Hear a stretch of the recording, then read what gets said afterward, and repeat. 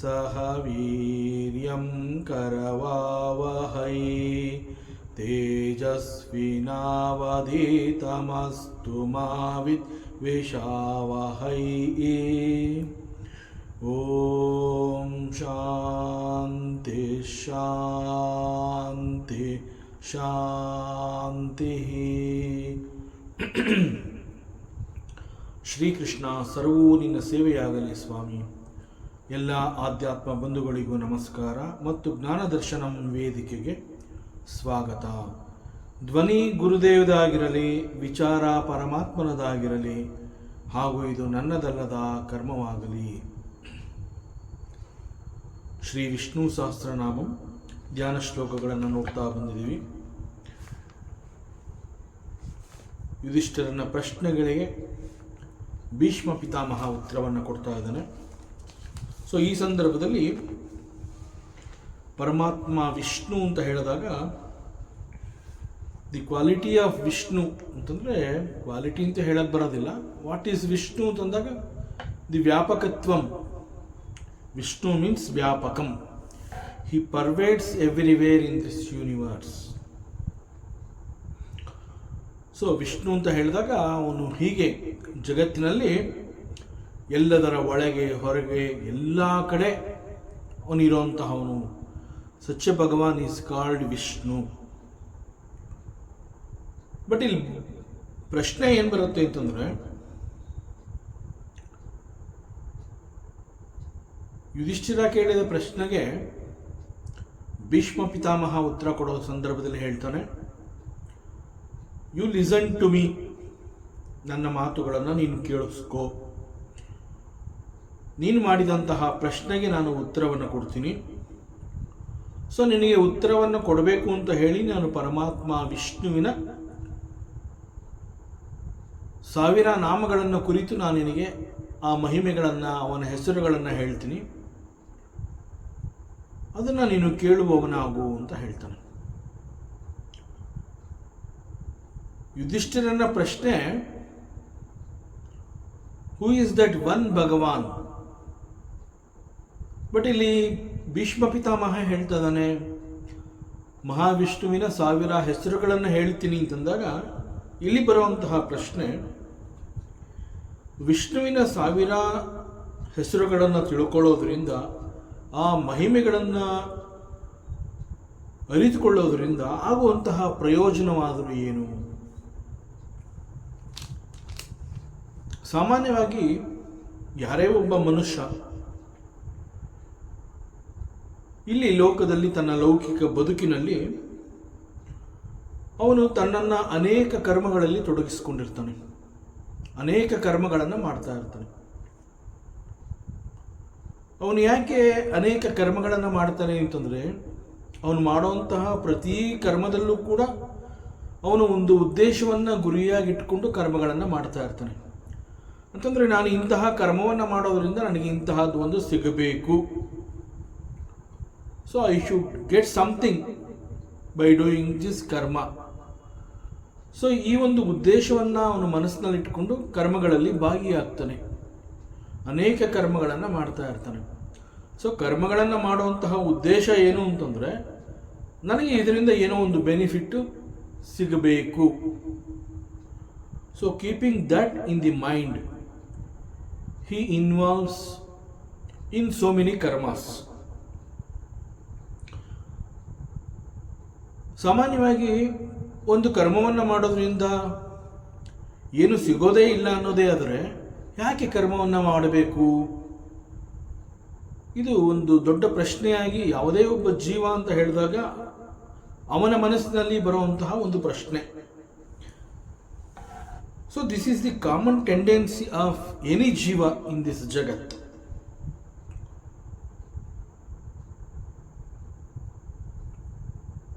So ಏನು ಮಾಡಿದ್ರೂ ಕೂಡ ಏನೋ ಒಂದು ಸಿಗಬೇಕು ಅನ್ನುವಂತಹದ್ದು ಅವನು ತನ್ನ ಮನಸ್ಸಿನಲ್ಲಿ ಇಟ್ಕೊಂಡಿರ್ತಾನೆ, ಅದು ಅವನ ಉದ್ದೇಶ ಆಗಿರುತ್ತೆ. ಸೊ ಈ ಕಾರಣದಿಂದ ಇಲ್ಲಿ ಪರಮಾತ್ಮ ಮಹಾವಿಷ್ಣುವಿನ ಸ್ತೋತ್ರ ಅಂತ ಹೇಳಿದಾಗ ಆ ಸ್ತೋತ್ರವನ್ನು ಹೇಳೋದ್ರಿಂದ, ಪಾರಾಯಣ ಮಾಡೋದ್ರಿಂದ ಆ ಒಂದು ಈಶ್ವರ ಜ್ಞಾನವನ್ನು ಸಂಪಾದನೆ ಮಾಡೋದರಿಂದ ಆಗುವಂತಹ ಪ್ರಯೋಜನವಾದರೂ ಏನು?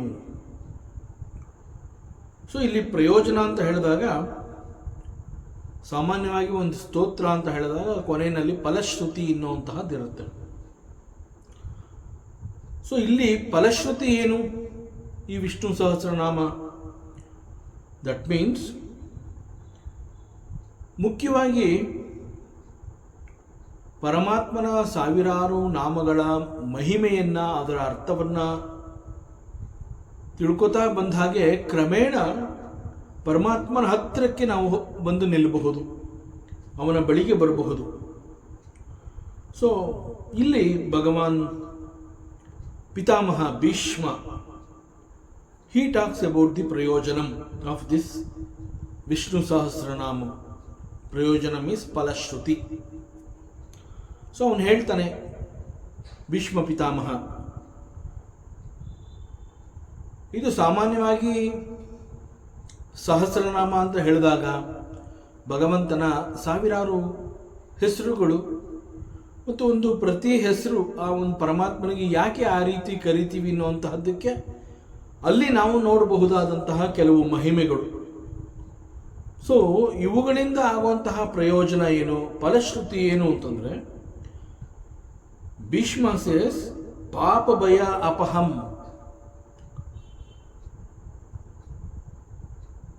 ಸಾಮಾನ್ಯವಾಗಿ ನಾವು ಮನುಷ್ಯರುಗಳು ನಮ್ಮನ್ನು ನಾವು ಜೀವಗಳು ಅಂತ ಕರ್ಕೋತೀವಿ. ಸೊ ನಾವೆಲ್ಲ ಅನೇಕ ರೀತಿಯ ತಪ್ಪು ಒಪ್ಪುಗಳನ್ನು ಮಾಡ್ತಾ ಇರ್ತೀವಿ, ಒಮಿಷನ್ಸ್ ಅಂಡ್ ಕಮಿಷನ್ಸ್. ನಾವು ಮಾಡುವಂತಹ ಕರ್ಮದಲ್ಲಿ ನಮಗೆ ಗೊತ್ತಾಗೋದಿಲ್ಲ ನಾವೇನು ಮಾಡ್ತಾ ಇದ್ದೀವಿ ಅಂತ. ಸೊ ಅಲ್ಲಿ ಅನೇಕ ರೀತಿಯ ತಪ್ಪುಗಳು ಕೂಡ ಆಗಬಹುದು. ಸೊ ಪರಮಾತ್ಮನ ಸಾವಿರಾರು ನಾಮಗಳನ್ನು ಚಾಂಟ್ ಮಾಡುವಂತಹದ್ದು ಹಾಗೂ ಅವುಗಳ ಅರ್ಥವನ್ನು, ಮಹಿಮೆಯನ್ನು ತಿಳ್ಕೊಳ್ಳುವಂತಹದ್ದು ಮತ್ತು ನಂತರದಲ್ಲಿ ಆ ಮಹಿಮೆಯನ್ನು ಅರ್ಥ ಮಾಡ್ಕೊಂಡು ನಂತರದಲ್ಲಿ ಅದನ್ನು ಅನುಸಂಧಾನ ಮಾಡಿಕೊಂಡು ನಮ್ಮ ಬದುಕಿನಲ್ಲಿ ಅನುಷ್ಠಾನ ಮಾಡಿಕೊಳ್ಳುವಂತಹದ್ದು. We have to practise that in our life and this is called spiritual practice. So all this will take care of that particular ಜೀವ. ಯಾವ ರೀತಿಯಲ್ಲಿ? ಪಾಪ ಭಯ ಅಪಹಂ. ಮತ್ತು ಇದೇ ಭೀಷ್ಮ ಈ ಹಿಂದೆ ಹೇಳಿರ್ತಾನೆ, ಸ್ತುವನ್ನಾಮ ಸಹಸ್ರೇಣ. ಪರಮಾತ್ಮನ ಸಾವಿರಾರು ನಾಮಗಳ ಮಹಿಮೆಯನ್ನ ಅರ್ಥ ಮಾಡಿಕೊಂಡು ಸ್ತುತಿ ಮಾಡೋದ್ರಿಂದ ಸತತ ಉತ್ತಿತಃ ಪುರುಷಃ. So one who stays committed. So for such a person what will happen ಅಂತಂದ್ರೆ, ಸರ್ವ ದುಃಖ ಅತಿಗಃ ಭವೇತ್. ಹಿ ಕ್ರಾಸಸ್ ಓವರ್ ದಿ ಸಂಸಾರ ಸಾಗರ. ಸೊ ಹಿ ಅಟೈನ್ಸ್ ಮೋಕ್ಷ. ಸೊ ಅವನಿಗೆ ಆ ಸಂಸಾರದ ನೋವು, ದುಃಖ, ಸಂಕಟಗಳಿಂದ ಅವನು ಪಾರಾಗಬಹುದು. ಸಂಸಾರ ಅಂತಂದಾಗ ಇಟ್ ಈಸ್ ನಾಟ್ ಸುಖ. ಸಂಸಾರ ಮೀನ್ಸ್ ದುಃಖ. ಸೊ ಅದರಿಂದ ಇಲ್ಲಿ ಪರಮಾತ್ಮನ ಈ ಮಹಿಮೆಯನ್ನ, ಅವನ ನಾಮಗಳನ್ನು ಚಾಂಟ್ ಮಾಡೋದ್ರಿಂದ ಸರ್ವ ದುಃಖ ಅಧಿಗಃ ಭವೇತ್. So he attains moksha not after the death, while living. So ಬದುಕಿರುವಾಗಲೇ ಆ ಮೋಕ್ಷ ಪದವಿ, ವಾಟ್ ಈಸ್ ಮೋಕ್ಷ ಅನ್ನುವಂತಹದ್ದನ್ನು ಅವನು ತಿಳ್ಕೋತಾನೆ ಮತ್ತು ಅದನ್ನು ಗಳಿಸ್ಕೋತಾನೆ. So that is the phalashruti. So he realizes this highest truth while he is living. So moksha means it is not after the death. And he attains complete peace of mind. So moksha anta helidaga it is not some other loka. So it is not some other loka to go after the death. ಮತ್ತು ನಮ್ಮ ವೇದಾಂತ ಕೂಡ ಹೇಳುತ್ತೆ, ಮೋಕ್ಷ ಅಂತಂದಾಗ ಆ ಮೋಕ್ಷ ಅನ್ನುವಂತಹದ್ದು ಲೋಕ ಅಲ್ಲ. ಹಾಗಾದರೆ ಅದು ಎಲ್ಲಿದೆ? What is it? It is here and now. ಅತ್ರ ಇಹ ಸಮುಷ್ಟತೆ. So it is not a later event. ಮರಣದ ನಂತರದಲ್ಲಿ ನಾವು ಅದನ್ನು ಪಡ್ಕೋಬಹುದು ಅನ್ನುವಂತಹದ್ದಲ್ಲ. That is not moksha. Moksha is to be realised and moksha is to be attained. Moksha is to be earned while living. So this is the phalashruti of Vishnu Sahasranama stotram. Therefore ವಿಷ್ಣೋಹೋ ನಾಮ ಸಹಸ್ರಂ. ಹೇ ಯುಧಿಷ್ಠಿರ, ಭಗವಂತನ ಸಾವಿರಾರು ನಾಮಗಳನ್ನು ಮೇ ಶೃಣು. I am going to tell you, you listen to me. ನಾ ಹೇಳೋಂತಹದ್ದನ್ನ ನೀನು ಕೇಳಿಸ್ಕೋ. ಇಲ್ಲಿ ಪಿತಾಮಹ ಹೇಳ್ತಾ ಇದ್ದಾನೆ, ನಾನು ಮಹಾವಿಷ್ಣುವಿನ ಸಾವಿರಾರು ಹೆಸರುಗಳನ್ನು ಹೇಳ್ತೀನಿ, ನೀ ಅದನ್ನೆಲ್ಲ ಕೇಳಿಸ್ಕೋ. And the prayojana is one can attain the moksha. ಸರ್ವ ದುಃಖ ಅತಿಗ ಭವೇತ್. So these are all the prayojanas. So one can realise what is moksha and he attains moksha while living. The most benefit, important ಪ್ರಯೋಜನ ಅಂತಂದರೆ while living he will understand what is moksha. So ಅದರಿಂದ ಅದನ್ನು ನೀನು ಕೇಳಿಸ್ಕೋ. ನಾನು I am going to tell you the 1000 names of lord Shri Vishnu. So it is okay, you will utter 1000 names of lord Vishnu. But who is Vishnu? So ಮೊದಲು ವಿಷ್ಣು ಯಾರು ಅನ್ನೋದು ಗೊತ್ತಾಗಬೇಕು. ಆ ನಂತರದಲ್ಲಿ ಅವನ ಸಾವಿರಾರು ನಾಮಗಳನ್ನು ನಾನು ಅರ್ಥ ಮಾಡ್ಕೊಳ್ಳೋವಂತಹದ್ದು, ಚಾಂಟ್ ಮಾಡೋವಂತಹದ್ದು. Then I will continue. But let me know who is Vishnu. So this is the question. In fact ಅದನ್ನು ಇಲ್ಲಿ 15ನೇ ಶ್ಲೋಕದಿಂದ ಪ್ರಾರಂಭಿಸಿ 18ನೇ ಶ್ಲೋಕದವರೆಗೆ ಈ 4 ಶ್ಲೋಕಗಳಲ್ಲಿ ಅದನ್ನು ನೋಡಬಹುದು. So these 4 shlokas, it appears that they are different shlokas, but technically it is one shloka. ಅದು ಕೇವಲ ಒಂದು ಸೆಂಟೆನ್ಸ್. ಇನ್ಫ್ಯಾಕ್ಟ್ ಆ 4 ಶ್ಲೋಕಗಳು ಸೇರಿ ಒಂದು ಪೂರ್ಣ ವಾಕ್ಯವಾಗುತ್ತೆ. It gives one meaning, but it appears as 4 different verses. Then how to understand this? And why these 4 shlokas are considered as one sentence? ಅಲ್ಲಿ ಕೆಲವು ವ್ಯಾಕರಣ ಶುದ್ಧವಾಗಿ ಇದನ್ನು ನಾವು ನೋಡಬೇಕು ಅಂತಂದರೆ, ಸಾಮಾನ್ಯವಾಗಿ ಯಾವುದೇ ಒಂದು ವಾಕ್ಯವನ್ನು ನಾವು ಅರ್ಥ ಮಾಡ್ಕೋಬೇಕು ಅಂತಂದಾಗ we have to go through the verb.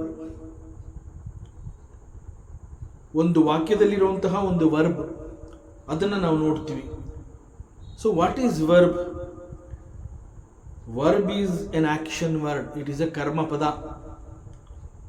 So ಒಂದು ವಾಕ್ಯ ಅಂತ ಹೇಳಿದಾಗ there is a karma pada. It is called verb. So this karma pada is connected to the subject of the sentence. ಒಂದು ವಾಕ್ಯ, ಒಂದು ಪೂರ್ಣ ವಾಕ್ಯ ಅಂತ ಹೇಳಿದಾಗ it is connected to the subject of that ಪೂರ್ಣ ವಾಕ್ಯ. And also in that ವಾಕ್ಯ, apart from subject, there is an object. So in a sentence there is a karma pada, there is a subject, there is an object, and at the same time there is an adverb. So adverb antandre enu? Adverb antandre it is a word which goes to describe the verb. ಕರ್ಮಪದ ಏನು ಹೇಳ್ತಾ ಇದೆ ಅನ್ನುವಂತಹದ್ದನ್ನು ಅಲ್ಲಿ ಅದು ಮತ್ತಷ್ಟು ಪುಷ್ಟೀಕರಿಸುತ್ತೆ. So that is called adverb. So ಈ ಪ್ರಕಾರ ಒಂದು ವರ್ಬ್ ಅಂತ ಹೇಳಿದಾಗ, ಒಂದು ಕರ್ಮಪದ ಅಂತ ಹೇಳಿದಾಗ, it has got a connection with the adverb. Verb is connected to the subject, verb is connected to the object of that sentence. ಉದಾಹರಣೆಗೆ ನಾವು we say he goes. Goes ಅಂತಂದರೆ ಗಚ್ಚತಿ. He goes, she goes, etcetera. So ಇಲ್ಲಿ goes ಅಂತ ಹೇಳಿದಾಗ who goes, then Rama goes, Krishna goes. So ಇಲ್ಲಿ goes ಅನ್ನುವಂತಹದ್ದು is a verb. Rama or Krishna is a subject and the verb has connection with that subject. ಈಗ Rama goes slowly, ಇಲ್ಲಿ the word slowly ಎನ್ನುವಂತಹದ್ದು is an adverb. It explains how the verb happens. So ಇಲ್ಲಿ goes Rama slowly Dasharathi ಪದಗಳು ಬೇರೆ ಬೇರೆ ರೀತಿ ಕಂಡು ಬರುತ್ತೆ. ಅಲ್ಲಿ ಪದಗಳು ಏನು ಹೇಳುತ್ತೆ ಅಂತಂದ್ರೆ goes Rama slowly Dasharathi. So Dasharathi Rama is an adjective. Dasharathi is an adjective. The adjective describes the subject. So adjective describes the noun here, Rama. So it can describe both subject and the object nouns. ಇಲ್ಲಿ ದಾಶರಥಿ ಅಂತ ಹೇಳಿರುವಂತಹದ್ದು it describes the subject, that is Rama. And Rama goes to the forest. Forest is an object. ಅದೇ ರೀತಿ forest ಅಂತ ಹೇಳಿದಾಗ ಅದಕ್ಕೆ ಹಿಂದೆ huge forest. So huge is an adjective. This huge ಅನ್ನುವಂತಹದ್ದು it describes the object of that sentence. So ಪೂರ್ಣವಾಗಿ ನೋಡಬೇಕು ಅಂತಂದ್ರೆ Rama, Dasharathi Rama goes slowly, he goes to the huge forest. So ಇಲ್ಲಿ ಏನು ಹೇಳುತ್ತಿದ್ದು, ಇದನ್ನ ಒಂದು ವಾಕ್ಯ ಅಂತ ನಾವು ಕನ್ಸಿಡರ್ ಮಾಡಿದ್ರೆ ಇಲ್ಲಿ ಪದಗಳು ಅದಲು ಬದಲಾಗಿದೆ. ಇದನ್ನೆಲ್ಲ ಸರಿ ಮಾಡಬೇಕು ಅಂತಂದ್ರೆ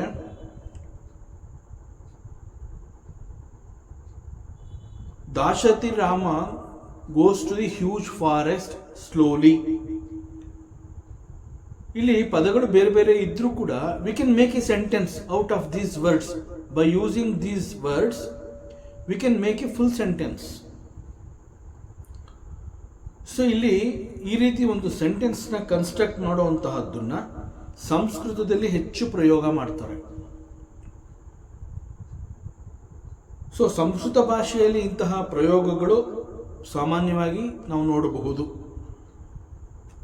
ಈ ಪ್ರಕಾರ ಇಲ್ಲಿ 4 ಶ್ಲೋಕಗಳು ಸೇರಿ ಒಂದು ಸೆಂಟೆನ್ಸ್ ಆಗಿದೆ. ದಟ್ ಮೀನ್ಸ್ ಇಲ್ಲಿ we have started with a verse and ಆ ಒಂದು ಶ್ಲೋಕದಲ್ಲಿ there is a word called shrunu. So shrunu is a verb. Shrunu means listen, ಕೇಳಿಸ್ಕೋ, ಆಲಿಸಿಕೋ, listen to this. So to whom you have to listen? Listen to me. Bhishma Pitamaha ಹೇಳ್ತಾನೆ, ಮೇ ಶೃಣು, you have to listen to me. ನನ್ನ ಮಾತುಗಳನ್ನು ನೀನು ಕೇಳಿಸ್ಕೋ. ಹೇ Yudhishthira, I am going to tell you 1000 names of Mahavishnu and you have to listen to me. ನನ್ನ ಮಾತುಗಳನ್ನು ನೀನು ಕೇಳಿಸ್ಕೋ. ಸೊ ಇಲ್ಲಿ what I should listen? Bhishma Pitamaha ಹೇಳ್ತಾನೆ ಯುಧಿಷ್ಠನಿಗೆ, ನಾ ಹೇಳೋಂತಹದ್ದನ್ನ ಕೇಳಿಸ್ಕೋ. ಬಟ್ ನೀ ಹೇಳ್ತಾ ಇದೆಯಾ, ನಾನು ಕೇಳಿಸ್ಕೋಬೇಕು, ಕೇಳಿಸ್ಕೋತೀನಿ. ಬಟ್ ನಾನು ಏನನ್ನ ಕೇಳಿಸ್ಕೋಬೇಕು? What I should listen? ವಿಷ್ಣೋಹೋ ನಾಮ ಸಹಸ್ರಂ. ಸೊ ಈ ಶ್ಲೋಕಗಳನ್ನು ಈ ರೀತಿಯಲ್ಲಿ ಹಿಂದೆ ಮುಂದೆ ಇರುತ್ತೆ, ಅದರ ಬದಲಾಗಿರುತ್ತೆ. ಸೊ ಎಲ್ಲವನ್ನ ಸೇರಿ we can construct one big sentence, ಪೂರ್ಣ ವಾಕ್ಯ, ಫುಲ್ ಸೆಂಟೆನ್ಸ್. ಸೊ ಇಲ್ಲಿ again why I should listen, what I should listen ಅಂತಂದಾಗ Vishno Sahasranama. But why, that is ಪ್ರಯೋಜನಂ. ಸೊ ದೆರ್ ಈಸ್ ಎ ಪ್ರಯೋಜನ, ಇಟ್ ಈಸ್ ಕಾಲ್ಡ್ ದಿ ಫಲಶ್ರುತಿ. What is that ಫಲಶ್ರುತಿ? ಪಾಪ ಭಯ ಅಪಹಂ. ಅಂಡ್ ಲಿಸನಿಂಗ್ ಟು ದಿ ನಾಮ ಸಹಸ್ರಂ ಆಫ್ ಮಹಾವಿಷ್ಣು,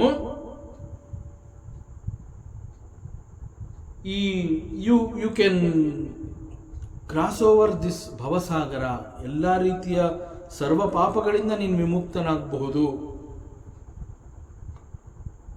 ಸೊ ಇಲ್ಲಿ ವಿಷ್ಣುವಿನ ಸಹಸ್ರನಾಮವನ್ನು ಕೇಳೋದ್ರಿಂದ ದಿಸ್ ಈಸ್ ದಿ ಫಲಶ್ರುತಿ. Okay, now let me understand who is this blessed Vishnu. So again ಅದನ್ನು ಕೂಡ ಇಲ್ಲಿ 15ನೇ ಶ್ಲೋಕದಲ್ಲಿ ನಾವು ನೋಡಬಹುದು. ಪರಮಂ ಯೋ ಮಹತ್ತೇಜಃ, ಯ ಪರಮಂ ಮಹತ್ತೇಜಃ, ಹಿ ಹೂ ಈಸ್ ಪರಮಂ. ಸೊ ಪರಮಂ ಮೀನ್ಸ್ ಶ್ರೇಷ್ಠ, ಸುಪ್ರೀಂ, ಅಂಡ್ ಹಿ ಈಸ್ ಮಹತ್ತೇಜಃ. ಮಹತ್ತೇಜಃ ಅಂತಂದ್ರೇನು? ಅತ್ಯದ್ಭುತವಾದಂತಹ ಅತಿ ಬೆಳಕಿನಿಂದ ಪ್ರಜ್ವಲಿಸ್ತಾ ಇರುವಂತಹವನು, ದ ಗ್ರೇಟೆಸ್ಟ್ ಲೈಟ್. ಸೊ ಇಲ್ಲಿ ನಮಗೆ ಗೊತ್ತಿದೆ, ಅನೇಕಗಳು ಇಲ್ಲಿ ಹೊಳಿತಾ ಇದೆ, ಬೆಳಕನ್ನು ಸೂಸ್ತಾ ಇದೆ, ಬೆಳಕನ್ನು ಕೊಡ್ತಾ ಇದೆ. ಸೊ ಬೆಳಕನ್ನ ಇದು ಕೊಡ್ತಾ ಇರೋದ್ರಿಂದ ನಮಗೆ ಅನೇಕಗಳು ಗೋಚರವಾಗಬೇಕು, ನಮಗೆ ಅನೇಕಗಳು ಕಾಣಬೇಕು ಅಂತಂದ್ರೇನು? ನಾವು ಅವುಗಳನ್ನು ತಿಳ್ಕೋಬೇಕು. ಸೊ ಅದನ್ನು ತಿಳ್ಕೋಬೇಕು ಅಂತಂದ್ರೇನು? ಇಟ್ ಈಸ್ ನಾಲೆಡ್ಜ್, ಜ್ಞಾನ. ಸೊ ನಾನು ಅವುಗಳನ್ನು ತಿಳ್ಕೋಬೇಕು ಅಂತಂದಾಗ, ಅವುಗಳು ನನಗೆ ಗೋಚರವಾಗಬೇಕು ಅಂತಂದಾಗ ಅವುಗಳ ಮೇಲೆ ಬೆಳಕು ಚೆಲ್ಲಬೇಕು. Then only it is possible to see something. There is something, ಅಲ್ಲಿ ಏನೋ ಒಂದಿದೆ ನಿಜ, ಅದು ನನಗೆ ಕಾಣಿಸ್ತಾ ಇಲ್ಲ. ಯಾಕೆ ಕಾಣಿಸ್ತಾ ಇಲ್ಲ? ಅಲ್ಲಿ ವಸ್ತು ಇಲ್ವಾ? ವಸ್ತು ಇದೆ, ವಸ್ತು ಇದ್ರೂ ಕೂಡ ಅದು ನನಗೆ ಕಾಣಿಸ್ತಾ ಇಲ್ಲ. ಬಿಕಾಸ್ ಆ ವಸ್ತುವಿನ ಮೇಲೆ ಯಾವುದೇ ಬೆಳಕಿಲ್ಲ. ಬೆಳಕು ಇಲ್ಲದೆ ಇರೋದ್ರಿಂದ ಅದು ನನ್ನ ಗೋಚರಕ್ಕೆ ಬರ್ತಾ ಇಲ್ಲ. ಸೊ ಅಲ್ಲಿರುವಂತಹದ್ದು ನನ್ನ ಗೋಚರಕ್ಕೆ ಬರಬೇಕು ಅಂತಂದ್ರೆ ಅಲ್ಲಿ ಬೆಳಕು ಚೆಲ್ಲಬೇಕು. ಆಗ ನನಗೆ ಅದು ಗೊತ್ತಾಗತ್ತೆ, ಕಾಣೋ ಹಾಗಾಗತ್ತೆ, ತಿಳ್ಕೋಬಹುದು. Then only it is possible to see. So what is the function of the light? ಬೆಳಕು ಅಂತ ಹೇಳಿದಾಗ ಬೆಳಕು ಏನು ಮಾಡುತ್ತೆ ಅಂತಂದ್ರೆ, ಇಟ್ ರಿವೀಲ್ಸ್ ದಿ ಆಬ್ಜೆಕ್ಟ್ಸ್. ಅದು ಒಂದು ವಸ್ತುವನ್ನು ನಮಗೆ ಕಾಣೋ ಹಾಗೆ ಮಾಡುತ್ತೆ. ಯಾವ ರೀತಿಯಲ್ಲಿ? ಆ ವಸ್ತುವಿನ ಮೇಲೆ ಬೆಳಕು ಚೆಲ್ಲುತ್ತೆ. ಬೆಳಕು ಆ ವಸ್ತುವಿನ ಮೇಲೆ ಬಿದ್ದಾಗ ಆ ವಸ್ತು ನಮಗೆ ಕಾಣುತ್ತೆ. ಸೊ ವಸ್ತು ಅನ್ನುವಂಥದ್ದು ನಮ್ಮ ಕಣ್ಣೆದುರಿಗೆ ಇದೆ, ಆದರೆ ಬೆಳಕಿಲ್ಲದೆ ಇರೋದ್ರಿಂದ ಅದು ನನಗೆ ಕಾಣ್ತಾ ಇಲ್ಲ. ಈಗ ಅಲ್ಲಿ ಬೆಳಕು ಬಿದ್ದ ಕಾರಣದಿಂದ ಅದು ನನ್ನ ಎದುರುಗಡೆ ಇದ್ದಂತಹ ಆ ವಸ್ತು ಈಗ ನನ್ನ ಗೋಚರಕ್ಕೆ ಬಂದಿದೆ. Now I am seeing that.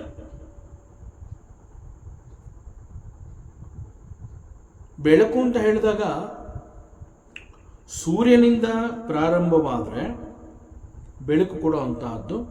There is moon, there are stars, and something we call it Agni. There is Agni. And ಇತ್ತೀಚೆಗೆ ನಾವು ಈಗಿನ ಕಾಲದಲ್ಲಿ ನಾವು we are seeing the electricity also. So we are depending on electricity for light. So ಹೀಗೆ ಬೆಳಕು ಕೊಡೋದಕ್ಕೆ ಇಲ್ಲಿ ಅನೇಕ ಮಾರ್ಗಗಳಿವೆ. ಸೂರ್ಯ ಇದ್ದಾನೆ, ಚಂದ್ರ ಇದ್ದಾನೆ, ನಕ್ಷತ್ರಗಳಿದೆ, there is agni, there is benki, there is electricity. So ಇವುಗಳೆಲ್ಲ ನಮಗೆ ಬೆಳಕು ಕೊಡುತ್ತವೆ. So there is no doubt about it. ಒಟ್ಟಿನಲ್ಲಿ ನಮ್ಮ ಎದುರುಗಡೆ ಇರುವಂತಹ ಒಂದು ವಸ್ತುವನ್ನು ನಾವು ನೋಡಬೇಕು ಅಂತಂದರೆ ಆ ವಸ್ತುಗಳ ಮೇಲೆ ಬೆಳಕು ಬೀಳಬೇಕು.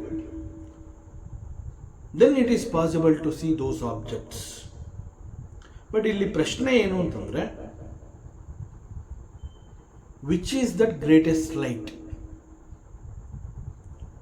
ಸೊ ಇಂತಹ ಪ್ರಶ್ನೆಯನ್ನು ನಾವು ಲೌಕಿಕ ಅಂತ ಕರೆದ್ರೆ we immediately say the greatest light ಅಂತಂದರೆ ಇಟ್ ಈಸ್ ಸೂರ್ಯ. ಇಮ್ಮಿಡಿಯೇಟಾಗಿ ನಾವು ಹೇಳ್ತೀವಿ. ಯಾಕೆ ಅಂತಂದರೆ ದಿನನಿತ್ಯದಲ್ಲಿ ನಾವು ಅದನ್ನು, ಈ ಪ್ರಪಂಚದಲ್ಲಿ ನಾವು ವಿ ಆರ್ ಎಕ್ಸ್ಪೀರಿಯನ್ಸಿಂಗ್ ದಟ್. ಯಾಕೆ ಅಂತಂದರೆ ರಾತ್ರಿಯ ಸಮಯ ಅಂತಂದಾಗ ಅದನ್ನು ಕತ್ತಲು ಅಂತ ಕರಿತೀವಿ, ಡಾರ್ಕ್ನೆಸ್ ಅಂತ ಕರಿತೀವಿ. ಆಮೇಲೆ ಏನು ಮಾಡ್ತೀವಿ, ಆ ರಾತ್ರಿ ಮುಗಿತಾ ಬಂದ ಹಾಗೆ ಸೂರ್ಯ ಹುಟ್ಟದ ಅಂತ ಹೇಳ್ತೀವಿ. ಟೆಕ್ನಿಕಲಿ ಸೂರ್ಯ ಅನ್ನುವಂತಹದ್ದು ಹುಟ್ಟುವಂತಹದ್ದಲ್ಲ. ಆದರೆ ಸೂರ್ಯ ಹುಟ್ಟದ ಅಂತಂದಾಗ ನಾವೇನು ನೋಡ್ತೀವಿ, ಬೆಳಕು ನೋಡ್ತೀವಿ. ಸೊ ಬೆಳಕಿಗೆ ಕಾರಣ ಏನು? ಸೂರ್ಯ. So this is laukika. So which is the greatest light ಅಂತ ಹೇಳಿದಾಗ ನಮ್ಮ ಲೌಕಿಕ ದೃಷ್ಟಿಯಿಂದ immediately we say it is Surya. But ನಮ್ಮ ವೇದಾಂತ ಏನು ಹೇಳುತ್ತೆ? It is not the sun, it is the consciousness. So the light of consciousness, that is the karana of all the other lights. So lights reveal the objects, but the consciousness, it reveals the light also. See, ಬೆಳಕು ಅನ್ನುವಂತಹದ್ದು ನಮಗೆ ಅನೇಕಗಳನ್ನು ತೋರಿಸುತ್ತೆ. ಬೆಳಕು ಅನ್ನುವಂತಹದ್ದು ನಮಗೆ ಅನೇಕಗಳನ್ನು ತೋರಿಸುತ್ತೆ. But this consciousness ಅನ್ನುವಂತಹದ್ದು ನಮಗೆ ಬೆಳಕನ್ನು ಪರಿಚಯ ಮಾಡಿಕೊಡುತ್ತೆ. ಸೊ ವೇದಾಂತ ಬಹಳ ಸ್ಪಷ್ಟವಾಗಿ ಹೇಳುತ್ತೆ, which is the greatest light ಅಂತ ಹೇಳಿದಾಗ you will say Surya. But ಶಾಸ್ತ್ರದ ಪ್ರಕಾರ, ನಮ್ಮ ವೇದಾಂತದಲ್ಲಿ, the reality is the consciousness is the greatest light. So it reveals the light also. ಹೀಗೆ think about this consciousness. It reveals even where there is no light. ಈ consciousness ಅನ್ನುವಂತಹದ್ದು it reveals something even in the darkness also. ಇಲ್ಲಿವರೆಗೆ ನಾವು ಯಾವುದೇ ಒಂದು ವಸ್ತುವನ್ನು ನಾವು ನೋಡಬೇಕು ಅಂತಂದಾಗ ಅಲ್ಲಿ ಬೆಳಕಿರಬೇಕು. ಬೆಳಕು ಆ ವಸ್ತುವಿನ ಮೇಲೆ ಬಿದ್ದಾಗ ಅವು ನಮ್ಮ ಗೋಚರಕ್ಕೆ ಬರುತ್ತೆ. We are able to understand that, we will come to know about it. But ಇಲ್ಲಿ ಶಾಸ್ತ್ರ ಏನು ಹೇಳ್ತಾ ಇದೆ? ಬೆಳಕು ಅಂತ ಹೇಳಿದಾಗ ದಿ ಹೈಯೆಸ್ಟ್ ಬೆಳಕು ಅಂತಂದಾಗ you will say Surya. But ಶಾಸ್ತ್ರ ಏನು ಹೇಳುತ್ತೆ? The consciousness is the greatest, right? Because this consciousness it reveals even the ಬೆಳಕು, it reveals the light also. So this consciousness, it reveals even when there is no light. So ಇದರ ಪ್ರಕಾರ ಶಾಸ್ತ್ರ ಹೀಗೆ ಹೇಳ್ತಾ ಇದೆ ಅಂತಂದಾಗ we have to understand then what is actually consciousness. ಸಾಮಾನ್ಯವಾಗಿ ನಾವು ದಿನನಿತ್ಯದಲ್ಲಿ ನಾವು ಮಾತನಾಡ್ತಾ ಇರ್ತೀವಿ ಕಾನ್ಷಿಯಸ್ನೆಸ್ ಅನ್ನುವಂತಹದ್ದನ್ನು. ಇಟ್ ಈಸ್ ದಿ ಜೀವಕಣಗಳು of a human being.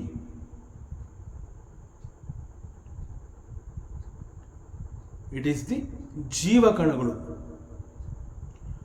Of a human being ಅಂತ ಹೇಳ್ತೀವಿ. ಯಾಕೆ ಹಾಗೆ ಹೇಳ್ತೀವಿ?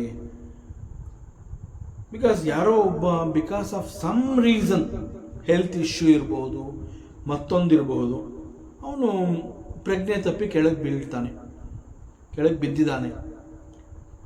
ಆಗ ನಾವೇನು ಹೇಳ್ತೀವಿ? He is unconscious. ಅಂದರೆ ಇಲ್ಲಿ ಹೇಳ್ತಾ ಇರುವಂತಹದ್ದು, ನಮ್ಮ ಶಾಸ್ತ್ರ ಈ ಕಾನ್ಷಿಯಸ್ನೆಸ್ನ ಹೇಳ್ತಾ ಇಲ್ಲ.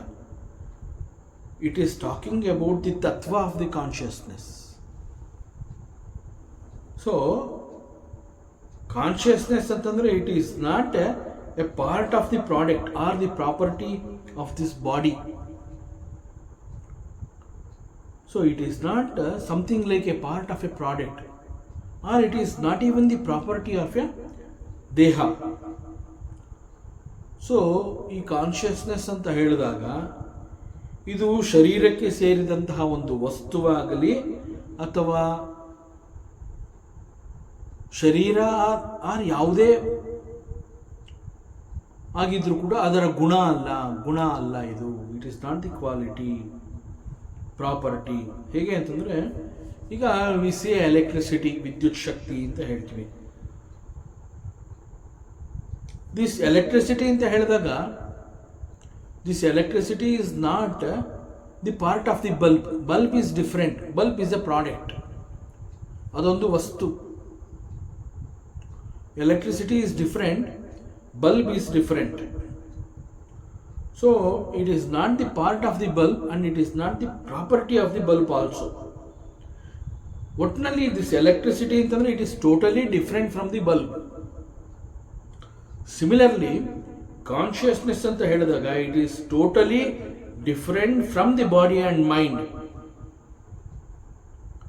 Number 2, consciousness is that which pervades and enlivens this body. This body is functioning because of consciousness. Body is there, it is not functioning, but body is functioning because of this consciousness. So this consciousness ಅನ್ನುವಂತಹದ್ದು ನಮ್ಮ ದೇಹದ ಒಳಗೆ ಹೊರಗೆ ಹೀಗೆ ಎಲ್ಲ ಕಡೆ ಆವರಿಸ್ಕೊಂಡಿರುವಂತಹದ್ದು consciousness ಅಂತ ಹೇಳಿದಾಗ. ಮತ್ತು ದಿಸ್ ಕಾನ್ಷಿಯಸ್ನೆಸ್ ಅನ್ನುವಂತಹದ್ದು ದೇಹಕ್ಕೆ ಒಂದು ರೀತಿಯಲ್ಲಿ ಶಕ್ತಿಯನ್ನು ಕೊಡುತ್ತೆ. ಆ ಶಕ್ತಿಯನ್ನು ಹೇಗೆ ಕೊಡುತ್ತೆ ಅಂತಂದರೆ, it makes the body to function. So ದೇಹದ ಅಸ್ತಿತ್ವಕ್ಕೆ this consciousness is the very reason. So this body is functioning well, it is because of the consciousness. And ಮೂರನೇದು, see, ದೇಹದ ಅಸ್ತಿತ್ವ are the body is functioning ಅಂತ ಹೇಳಿದ ಮಾತ್ರಕ್ಕೆ this consciousness is not limited by the body. Because even after the death of the body, ಆ ಒಂದು ದೇಹದಲ್ಲಿ ಜೀವ ಇಲ್ಲ ಅಂತ ಹೇಳಿದಾಗ ಅಂತಂದರೆ ಮರಣ ಹೊಂದಿದಂತಹ ಶರೀರ, ಮರಣದ ನಂತರದಲ್ಲೂ ಕೂಡ, ದೇಹದ ಸಾವಿನ ನಂತರ ಕೂಡ ಈ ಕಾನ್ಷಿಯಸ್ನೆಸ್ ಅನ್ನುವಂತಹದ್ದು ಹೀಗೆ ಎಲ್ಲ ಕಡೆ ಇರುತ್ತೆ. ಸೊ ಹೀಗೆ ಹೇಳಿದಾಗ ಇಲ್ಲಿ ಬರುವಂತಹ ಪ್ರಶ್ನೆ, ದೇಹದ ಅಸ್ತಿತ್ವಕ್ಕೆ ಮತ್ತು ದೇಹ ಈಸ್ ಫಂಕ್ಷನಿಂಗ್ ಪ್ರಾಪರ್ಲಿ ಅಂತ ಹೇಳಿದಾಗ this the very reason is this consciousness ಅಂತ ಹೇಳಿದ ಮೇಲೆ, ಕಾನ್ಷಿಯಸ್ನೆಸ್ ಅನ್ನುವಂತಹದ್ದು ದೇಹದ ಒಳಗೆ ಹೊರಗೆ ಎಲ್ಲ ಕಡೆ ಇದೆ. ದಟ್ ಈಸ್ ವೈ ದಿಸ್ ದೇಹ ಈಸ್ ಫಂಕ್ಷನಿಂಗ್ ಅಂತ ಒಂದು ಕಡೆ ಇದೇ ವೇದಾಂತ ಹೇಳುತ್ತೆ. ಮತ್ತು ಇಲ್ಲಿ ಮರಣದ ನಂತರದಲ್ಲಿ, ದೇಹದ ಮರಣದ ನಂತರದಲ್ಲೂ ಕೂಡ ದಿಸ್ ಕಾನ್ಷಿಯಸ್ನೆಸ್ ಅನ್ನುವಂತಹದ್ದು ಎಲ್ಲ ಕಡೆ ಇದೆ. ಬಟ್ ದೇಹಕ್ಕೆ ಮರಣ ಆಗಿದೆ, ಬಟ್ ಕಾನ್ಷಿಯಸ್ನೆಸ್ ಅನ್ನುವಂತಹದ್ದು ಎಲ್ಲ ಕಡೆ ಇದೆ. ಹಾಗಿದ್ಮೇಲೆ ದೇಹದ ಸಾವಿನ ನಂತರ ಕಾನ್ಷಿಯಸ್ನೆಸ್ ಇರುತ್ತೆ ಅಂತಂದ್ಮೇಲೆ, ಇಲ್ಲಿ ದೇಹಕ್ಕೆ ಮರಣ ಆಗಿದೆ ಅಂತಂದಾಗ ದೇಹದಲ್ಲಿ ಯಾವುದೇ ರೀತಿಯ ಬದುಕಿನ ಲಕ್ಷಣಗಳನ್ನು ನಾವು ನೋಡ್ತಾ ಇಲ್ಲ. The body is dead. But Vedanta says this consciousness is everywhere. And this Vedanta also says this body is functioning properly because of this consciousness. And this consciousness is pervading the body. But ಯಾವುದೋ ಒಂದು ಸಮಯ ಶರೀರಕ್ಕೆ ಮರಣ ಅನ್ನುವಂತಹದ್ದು ಬಂದಿದೆ. The physical body is dead. But this consciousness ಅನ್ನುವಂತಹದ್ದು ಎಲ್ಲ ಕಡೆ ಇದೆ. ಎಲ್ಲ ಕಡೆ ಇದ್ಮೇಲೆ why this body is not functioning? Because there is consciousness, it is everywhere. But body is not functioning, it is dead. ಇದು ಹೇಗೆ ಸಾಧ್ಯ? ಸೊ ಇದೊಂದು ಪ್ರಶ್ನೆ ಬರುತ್ತೆ. ಇದು ಹೇಗೆ ಅಂತಂದರೆ, ಸಿ ದೆರ್ ಈಸ್ ಎಲೆಕ್ಟ್ರಿಸಿಟಿ. ಒಂದು ಬಲ್ಬ್ನ ನಾವು ಕನೆಕ್ಟ್ ಮಾಡಿ ಸ್ವಿಚ್ ಹಾಕಿದಾಗ ಬೆಳಕು ಕೊಡ್ತಾ ಇದೆ bulb So it is functioning. Exactly like that, the body is functioning because there is consciousness. Now there is electricity. There is electricity. Bulb, it's not working. ಅಲ್ಲಿಂದ ನಮಗೆ ಬೆಳಕು ಸಿಗ್ತಾ ಇಲ್ಲ. There is electricity, there is bulb. Why it is not giving light? Bulb ಅನ್ನುವಂತಹದ್ದೇನು, ನಾವು ಅದನ್ನು burn ಆಗಿದೆ ಅಂತ ಹೇಳ್ತೀವಿ. ಫ್ಯೂಸ್ಡ್ ಬಲ್ಬ್ ಬರ್ನ್ ಆಗಿದೆ ಅಂತ ಹೇಳ್ತೀವಿ. ಬಲ್ಬ್ ಬರ್ನ್ ಆಗಿದೆ ಅಂತಂದ್ರೆ ಏನರ್ಥ? ಆ ಬಲ್ಬ್ನಲ್ಲಿ ಯಾವುದು ಈ ಎಲೆಕ್ಟ್ರಿಸಿಟಿಯನ್ನು ಉಪಯೋಗಿಸಿಕೊಂಡು ಲೈಟನ್ನು ಕೊಡಬೇಕಾಗಿತ್ತು, that particular is not functioning in the bulb. Though there is electricity, bulb fuse ಆಗಿದೆ, ಸೊ ಅದು ಬೆಳಕು ಕೊಡ್ತಾ ಇಲ್ಲ. Exactly like that, there is a body is dead, there is consciousness. But ಅಲ್ಲಿ ಜೀವಕೋಶಗಳು, ಜೀವಕಣಗಳು ಅಂತ ಏನು ಹೇಳಿದ್ವಿ, ಆ ಜೀವಕಣಗಳು ಅನ್ನುವಂತಹದ್ದು ಈ ಕಾನ್ಷಿಯಸ್ನೆಸ್ನ ಉಪಯೋಗಿಸಿಕೊಂಡು ದೇಹದ ಚಟುವಟಿಕೆಗೆ ಕಾರಣವಾಗಬೇಕಾಗಿತ್ತು. But it is not there, that ಜೀವಕಣಗಳು is not there. So it is not there in the body. So the body is not making use of this consciousness. So the body is dead. So ದೇಹದಲ್ಲಿ ಆ ಜೀವಕಣಗಳು ಇಲ್ಲ. ದೇಹ is no more capable of using this consciousness to live again, because there are no jivakanaಗಳು in the body. So this tattva of the consciousness, this principle of the consciousness is called Vishnu. So ಇಲ್ಲಿ ಭೀಷ್ಮ ಪಿತಾಮಹ ಯುಧಿಷ್ಠಿರನಿಗೆ ಹೇಳ್ತಾ ಇದ್ದಾನೆ, I am going to tell you the 1000 names of lord Vishnu, you please listen to me, because there is a ಫಲಶ್ರುತಿ, there is a ಪ್ರಯೋಜನಂ. By chanting the Sahasranama of this Vishnu and by attaining the Ishwara ಜ್ಞಾನ, one attains the moksha padavi. So that is the prayojanam. So that prayojana is there. So you have to listen to the 1000 names of Lord Vishnu. And who is Vishnu anta bandaga, this tattva of the consciousness is called the Vishnu. This Vishnu is Vyapakam, he is everywhere. This consciousness is everywhere. And that gives the Shakti to the body to function. So making use of this body and mind and etc., you attain moksha. This is the prayojanam. So why Vishnu Sahasranama is required?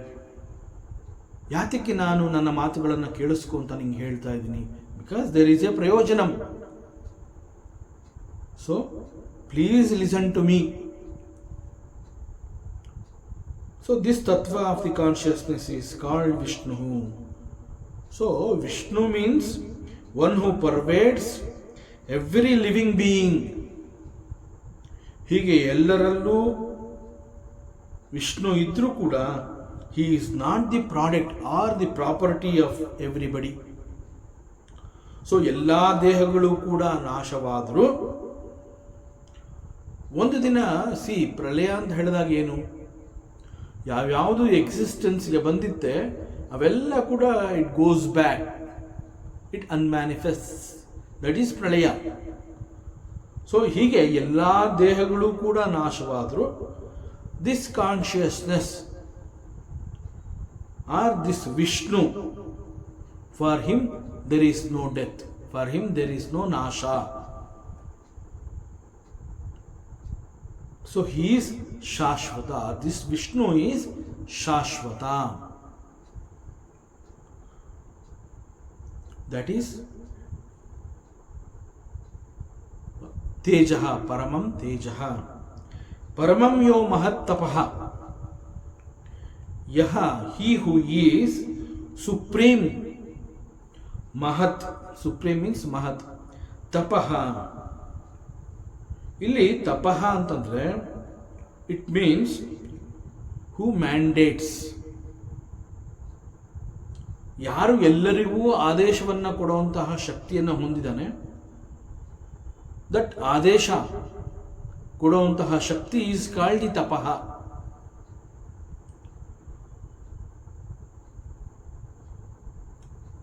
C, ಜಗತ್ ಕಾರಣಂ ವಿಷ್ಣು ಅಂತ ಹೇಳಿದಾಗ he is the cos of this Jagat. He is the cause of this jagat. He is both the maker and the material cause of this jagat. And again, this jagat is functioning properly ಅಂತಂದ್ರೆ it is because he is giving adeshas. Because of the very presence of this Vishnu, the jagat is functioning properly. The very presence of Vishnu ಅಂತಂದ್ರೆ ಏನು? He is giving the directions. Because he is there, the very presence of Vishnu is there, the entire jagat is functioning properly. That is called tapaha here. So, it is not just he is giving adeshas to this jagat and jagat is working. ನಮ್ಮ ದೇಹ ಅಂತ ಹೇಳಿದಾಗ ನಮ್ಮ ಎಲ್ಲ ಕರ್ಮೇಂದ್ರಿಯಗಳು, ಜ್ಞಾನೇಂದ್ರಿಯಗಳು, because we are the part of this jagat.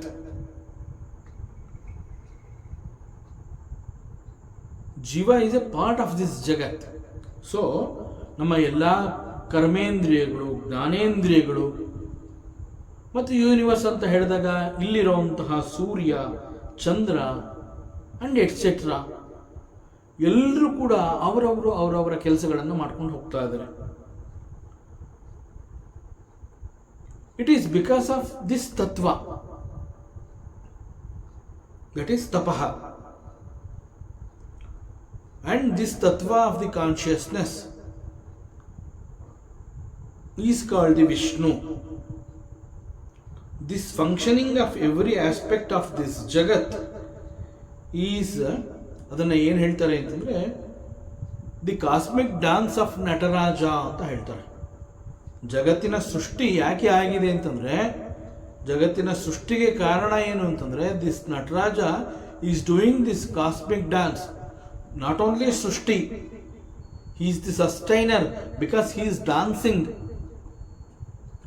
This Nataraja is dancing, so the world is sustaining. So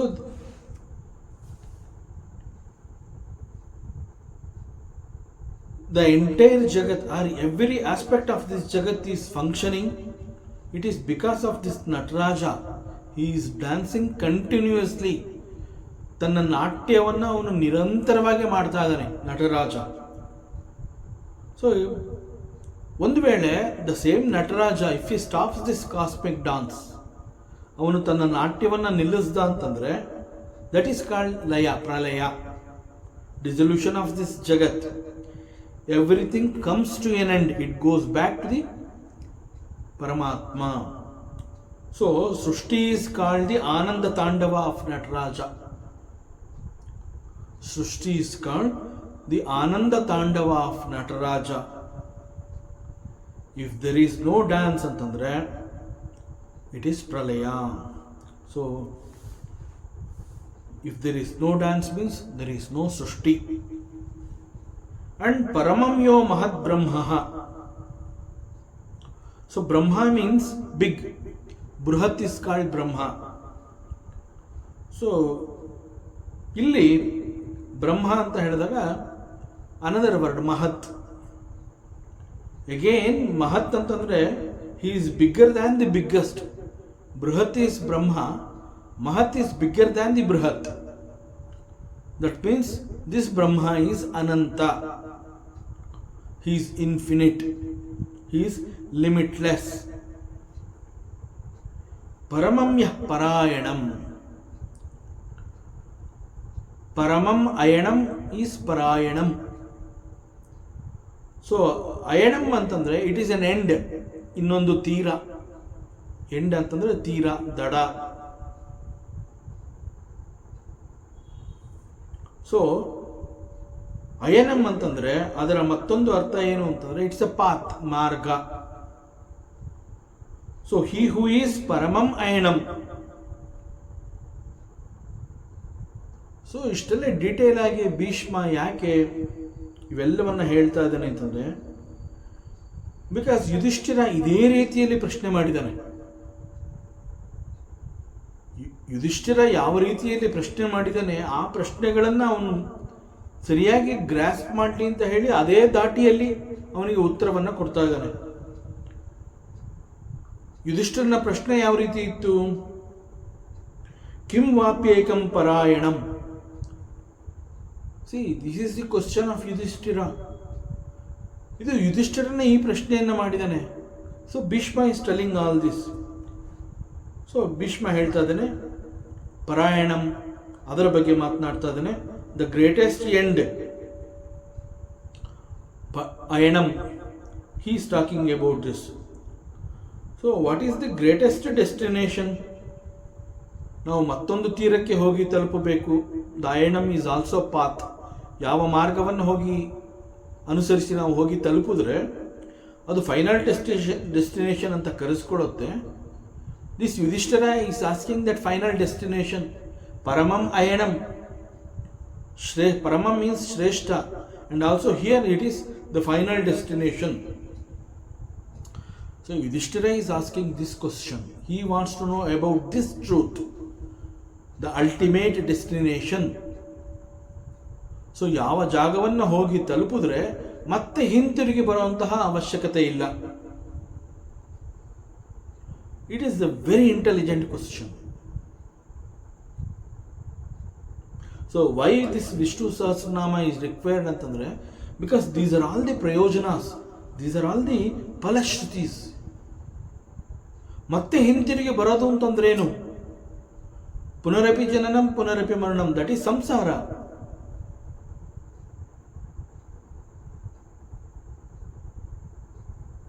taking birth again and again ಅಂತಂದ್ರೆ ಏನು? ಮತ್ತೆ ಮತ್ತೆ ಇಲ್ಲಿಗೆ ಬರ್ತಾ ಇರುವಂತಹದ್ದು. ಸೊ ಇಲ್ಲಿಗೆ ಬರದೆ ಯಾವ ಮಾರ್ಗವನ್ನು ಅನುಸರಿಸಿ ನಾನು ಹೋದರೆ I can reach that final destination. That is the question of Yudhishthira. So he is talking about that destination. So the greatest destination ಅಂತಂದರೆ ಹೋಗಿ ತಲುಪುವಂತಹ ಜಾಗ ಅಷ್ಟೊಂದು ಉತ್ತಮವಾಗಿದೆ, ಅದರಿಂದ ಹಿಂತಿರುಗಿ ಬರುವಂತಹ ಅವಶ್ಯಕತೆ ಇಲ್ಲ. Because that destination is, it provides everything. Then why I should come back? ಮತ್ತೆ ನಾನು ಯಾಕೆ ಬರ್ತೀನಿ ಅಂತಂದ್ರೆ ಇಲ್ಲಿ ಏನೋ ಇದೆ.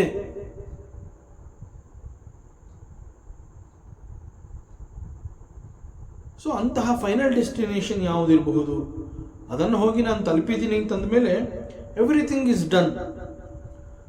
ಆ ನಂತರದಲ್ಲಿ ಮಾಡುವಂತಹದ್ದಿನ್ನೇನಿಲ್ಲ, ಹಿಂತಿರುಗಿ ಬರುವಂತಹದ್ದೇನಿಲ್ಲ. There is nothing else to be achieved. So nothing else to accomplish.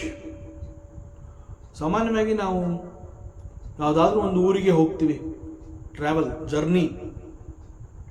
ನಮ್ಮ ಊರಿನಿಂದ ನಾವು ಮತ್ತೊಂದು ಪ್ರದೇಶಕ್ಕೆ ಹೋಗ್ತೀವಿ, ಮತ್ತೊಂದು ಊರಿಗೆ ಹೋಗ್ತೀವಿ. ಆ ಊರಿನಲ್ಲಿರುವಂತಹದ್ದನ್ನೆಲ್ಲ ನೋಡ್ತೀವಿ. ಮತ್ತು ಆ ಊರಿಗೆ ಹತ್ತಿರದಲ್ಲಿ ಇನ್ನೇನೇನು ಫೇಮಸ್ ಇದೆ, ಹೇಗಿದ್ರೂ ಇಲ್ಲಿವರೆಗೆ ಬಂದಿದ್ದೀನಲ್ಲ ಅಲ್ಲಿಗೂ ಹೋಗೋಣ, ಅಗೇನ್ ಅಲ್ಲಿಗೂ ಹೋಗ್ತೀವಿ. ಸೊ ಈ ಊರಿಂದ ನಾವು ಮತ್ತೊಂದು ಊರಿಗೆ ಹೋಗಿದ್ವಿ is not the final destination. Because ಅಲ್ಲಿ ನೋಡಬೇಕಾಗಿರುವಂತಹದ್ದು ಎಲ್ಲವನ್ನ ನೋಡಿದ ನಂತರ ನಾವೇನು ಮಾಡ್ತೀವಿ, ಇದಕ್ಕೆ ಹತ್ತಿರದಲ್ಲಿ ಬೇರೆ ಏನಾದರೂ ನೋಡುವಂತಹದ್ದು ಇದೆಯಾ ಅಂತ ಹೇಳಿ ನಾವು we continue the journey. So ನಾವು ಮತ್ತೊಂದು ಕಡೆಗೆ ಹೋಗ್ತೀವಿ. That means still we are searching, we want to see something more. So ಮತ್ತೆ ಏನನ್ನು ನೋಡಬೇಕು. ಸೊ ದೇರ್ ಈಸ್ ಅವಶ್ಯಕತೆ ಇದೆ, ದೇರ್ ಈಸ್ ಅವಶ್ಯಕತೆ ಇದೆ. ನನಗಿನ್ನೂ ಏನೋ ಬೇಕು, ಇನ್ನೂ ಏನೋ ನಾನು ನೋಡಬೇಕು, ನನಗೆ ತೃಪ್ತಿ ಆಗಿಲ್ಲ. ಸೊ ಇಲ್ಲಿಂದ ನಾನು ಒಂದು ಊರಿಗೆ ಹೋಗಿ ಅಲ್ಲಿಂದ ನಾನು ಇನ್ನೊಂದು ಕಡೆಗೆ ಹೋಗ್ತೀನಿ, ಅಲ್ಲಿಂದ ಇನ್ನೊಂದು ಕಡೆಗೆ ಹೋಗ್ತೀನಿ. ಫೈನಲ್ ಆಗಿ ಎಲ್ಲ ಕಡೆ ನಾನು ಸುತ್ತಾಡಿದ್ದಾಯಿತು. ಆಮೇಲೆ ಏನು ಮಾಡ್ತೀನಿ, ಎಲ್ಲ ನೋಡಿದ್ದಾಯಿತು, ನಾನು ವಾಪಸ್ ನಮ್ಮ ಊರಿಗೆ ಹೋಗಬೇಕು, ನಮ್ಮ ಮನೆಗೆ ಹೋಗಬೇಕು. ಸೊ ನಾನು ಎಲ್ಲಿಂದ ಹೊರಟಿದ್ದೆ ಅಲ್ಲಿ ಹೋಗಿ ನಾನು ತಲುಪಬೇಕು. ಸೊ ಇಲ್ಲಿ ಯುಧಿಷ್ಠಿರನ ಪ್ರಶ್ನೆ ಏನು? ನಾ ಎಲ್ಲಿಂದ ಬಂದಿದ್ದೆ ನನಗೆ ಗೊತ್ತಿಲ್ಲ, ಸೊ ನಾನು ಮತ್ತೆ ಮತ್ತೆ ಬರ್ತಾ ಇದ್ದೀನಿ. ಸೊ ಯುಧಿಷ್ಠಿರ ಇಲ್ಲಿ ಪ್ರಶ್ನೆ ಮಾಡಿರುವಂತಹದ್ದು ಎಲ್ಲ ಜೀವಗಳನ್ನು ಕುರಿತು ಎಲ್ಲರಿಗೂ ಅನುಕೂಲ ಆಗಲಿ. ಆಚಾರ್ಯ ಶಂಕರರು ವಿಷ್ಣು ಸಹಸ್ರನಾಮ ಸ್ತೋತ್ರಕ್ಕೆ ಯಾಕೆ ನಾನು ಭಾಷ್ಯವನ್ನು ಬರೀತೀನಿ ಅನ್ನುವಂತಹದ್ದನ್ನು ಪ್ರಸ್ತಾಪ ಮಾಡಿ ಹೇಳಬೇಕಾದ್ರೆ, ಬಿಕಾಸ್ ದಿಸ್ ವಿಷ್ಣು ಸಹಸ್ರನಾಮ ಅನ್ನುವಂತಹದ್ದನ್ನು ಈಶ್ವರ ಜ್ಞಾನವನ್ನು ಸಂಪಾದನೆ ಮಾಡಿಕೊಂಡ್ರೆ one can reach the final destination. So every jiva should attain the moksha. That is the uddesha of Acharya Bhagavan Sri Shankara. So he writes the bhashya for this Vishnu Sahasranama, and Yudhishthira is asking such a type of question. So ಮತ್ತೆ ನಾವು ಎಲ್ಲೆಲ್ಲೋ ಅಲಿತಾನೆ ಇದ್ದೀವಿ, ತಿರುಗಿ ಇಲ್ಲಿಗೆ ಬರ್ತಾನೆ ಇದ್ದೀವಿ. So ಎಲ್ಲಿ ಹೋಗಿ ತಲುಪಬೇಕು ಅನ್ನುವಂತಹದ್ದು ಗೊತ್ತಾಗ್ತಾ ಇಲ್ಲ.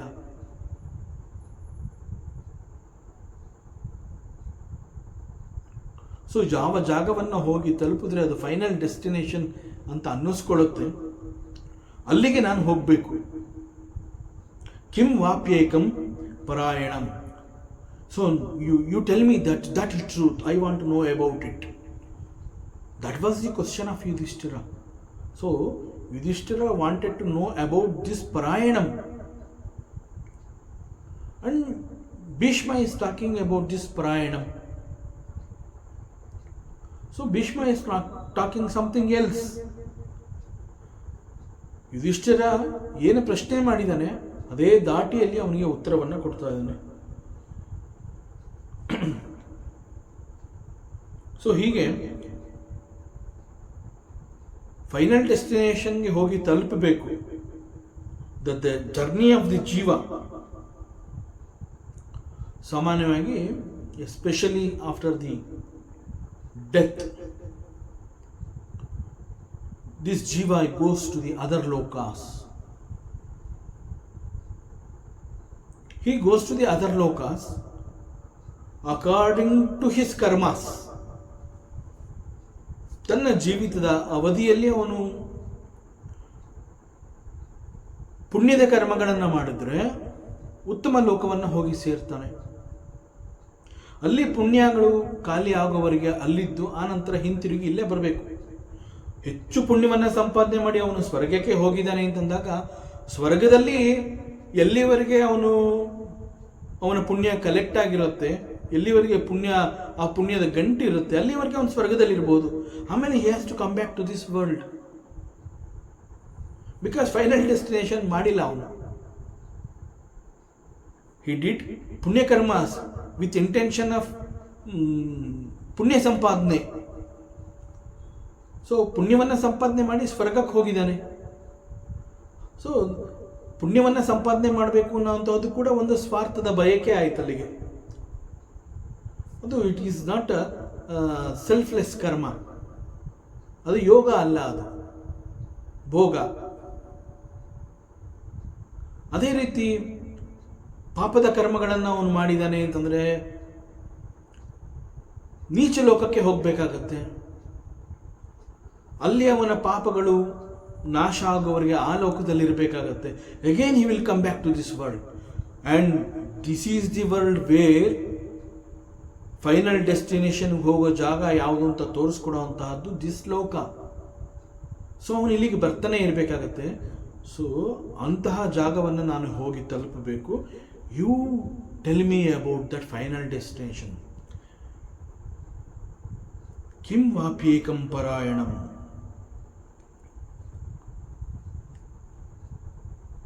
ಸೊ ಹೀಗೆ according to his karmas, after the death he goes to such lokas, and after some time he will come back to this earth with a new birth. ಮತ್ತೊಂದು ಜನ್ಮ, ಹೊಸ ಜನ್ಮ ಅಂತ ಹೇಳಿ ಒಂದು ಹೊಸ ಶರೀರ, ಹೊಸ ಜನ್ಮ.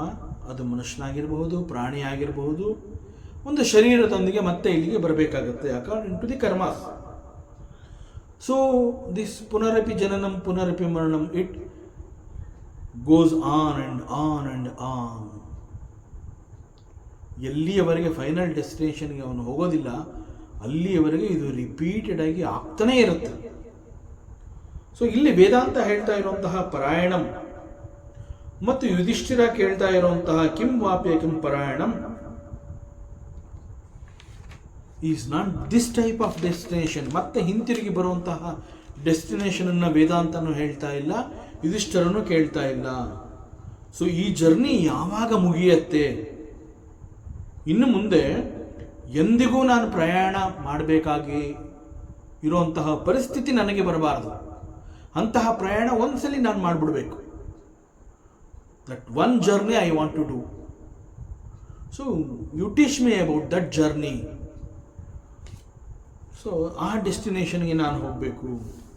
That is final destination. ಅಲ್ಲಿ ಹೋಗಿ ಸೇರಿದ ಮೇಲೆ ನಂತರ ಇಲ್ಲಿ ಮತ್ತೆ ಹಿಂತಿರುಗಿ ಬರುವಂತಹ ಅವಶ್ಯಕತೆ ಇಲ್ಲ. ಬಟ್ ಅಲ್ಲಿ ಹೋಗಿ ಮುಟ್ಟುವವರೆಗೆ ಜೀವ he keeps on travelling. There is no short cut. There is no short cut. ಮೋಕ್ಷವನ್ನ ಗಳಿಸಿ ಅವನು ಅಲ್ಲಿ ಹೋಗಿ ತಲುಪುವವರೆಗೆ ಅವನು ಹುಟ್ಟುತ್ತಾನೆ ಇರಬೇಕು, ಸಾಯ್ತಾನೆ ಇರಬೇಕು. ಪ್ರತಿ ಹುಟ್ಟಿನಲ್ಲೂ ಕರ್ಮಗಳು, ಕರ್ಮಗಳಿಗೆ ತಕ್ಕಂತಹ ಫಲಗಳು. ಪುಣ್ಯ ಆದರೆ ಪುಣ್ಯವನ್ನು ಅನುಭವಿಸಬೇಕು, ಪಾಪ ಆದರೆ ದುಃಖವನ್ನು ಅನುಭವಿಸಬೇಕು, ಮತ್ತೆ ಸಾಯಬೇಕು, ಮತ್ತೆ ಹುಟ್ಟಬೇಕು.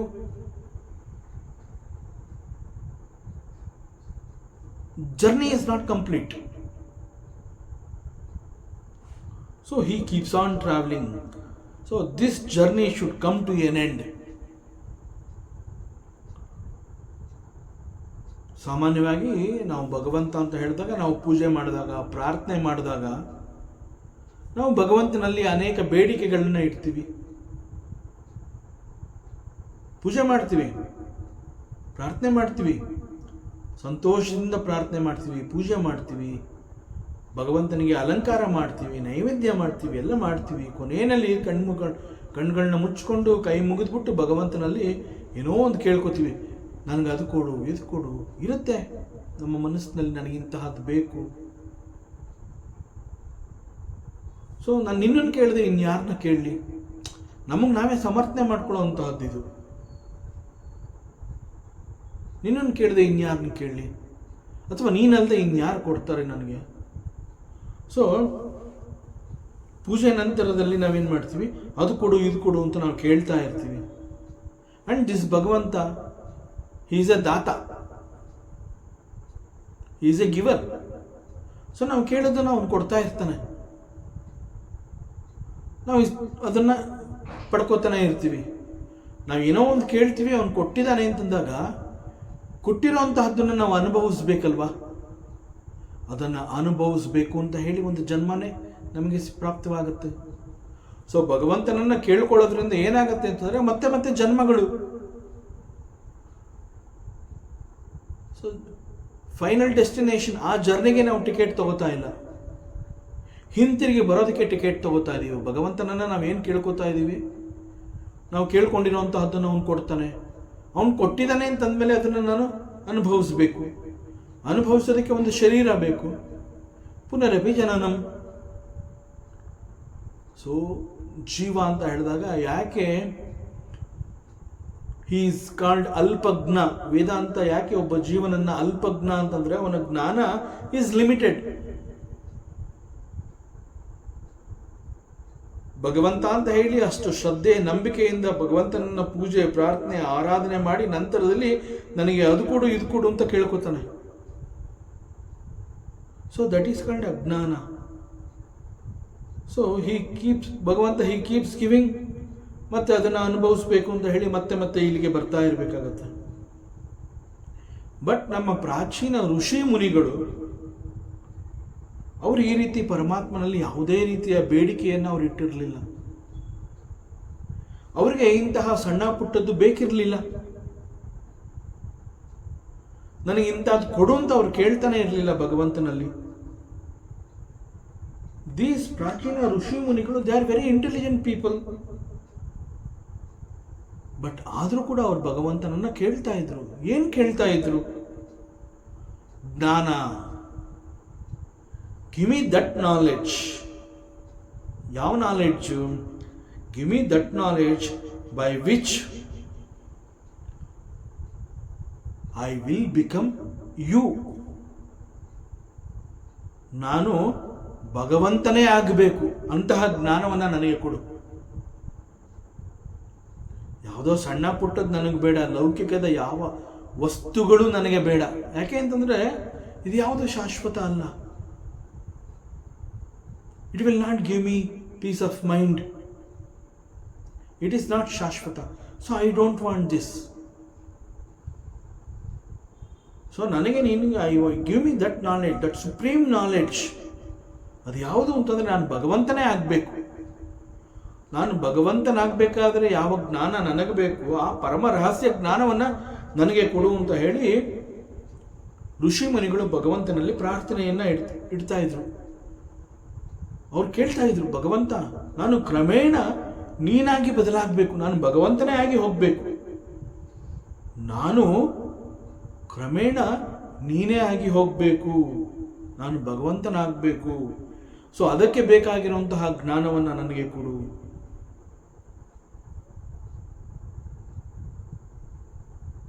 ವೈ ದಿಸ್ ಟೈಪ್ ಆಫ್ ಪ್ರಾರ್ಥನೆ? ಯಾಕೆ ಇಂತಹ ಪ್ರಶ್ನೆಯನ್ನು ಮಾಡ್ತಾ ಇದ್ರು? ಇಂತಹದ್ದನ್ನು ಯಾಕೆ ಅವರು ಬೇಡ್ತಾ ಇದ್ರು?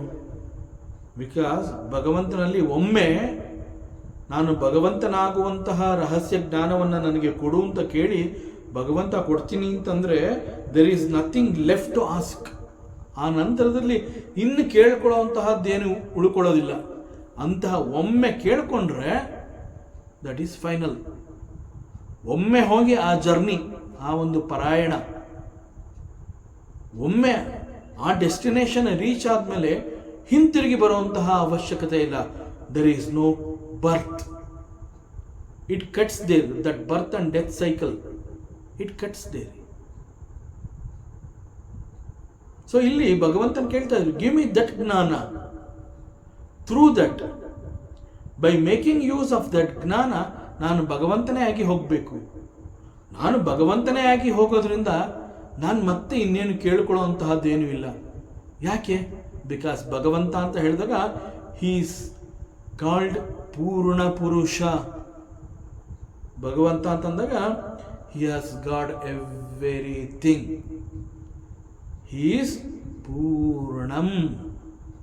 ಭಗವಂತ ಅಂತಂದಾಗ ಹಿ ಈಸ್ ಪೂರ್ಣಂ.